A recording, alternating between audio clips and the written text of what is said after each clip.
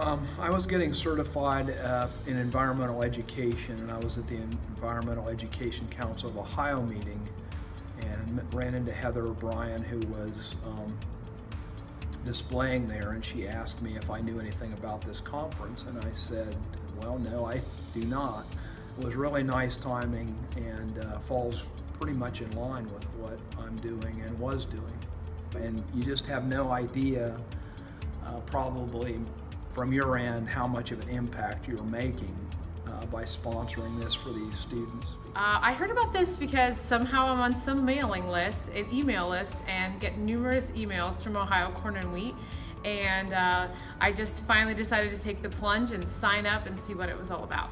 I think it's hard sometimes to relate modern day agriculture to kids who, even if they live on farms, they don't think about it. And so my aha was the ethanol distillation was just really cool for me to actually take that raw corn product and end up getting ethanol, and then doing the flame tests this morning to actually see that we made cool ethanol. So being able to relate that to my students is probably the most exciting part about it.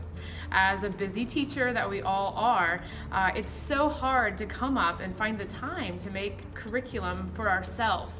And so the fact that they took the time, allocated the resources to do this for us is just, it's beyond what they would need to do.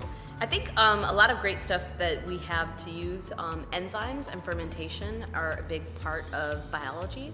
So I could definitely see myself using that with my 10th graders. The environmental implications of, ethanol and corn-based fuels could be utilized in my environmental science class too.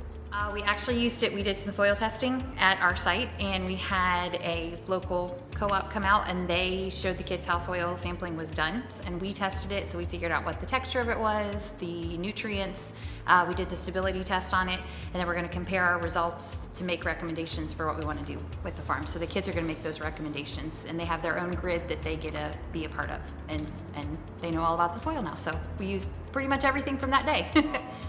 I could call myself a bit of a frequent flyer, but I saw the workshop advertised online, and this is probably the third workshop that I've taken. In my environmental science class, I teach a segment of energy resources, and I'm working toward trying to move my kids away from fossil fuel dependence, and to explain to the students why all of those cornfields are all around town.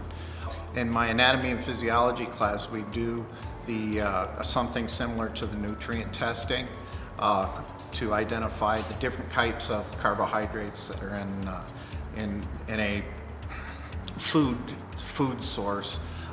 And I could use corn as one of the food stocks for that lab. One of my goals with my biotechnology classroom is that I'm really trying to bring in the agriculture side of biotech.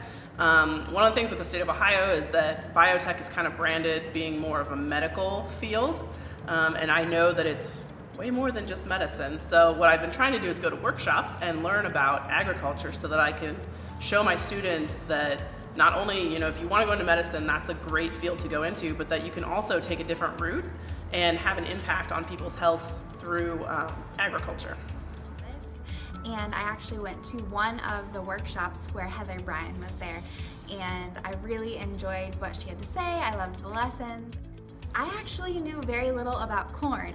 I didn't know that I could use the corn in my classroom, and we can do a lot of different labs, and that's always what teachers are looking for, is something that we can easily do and be hands-on.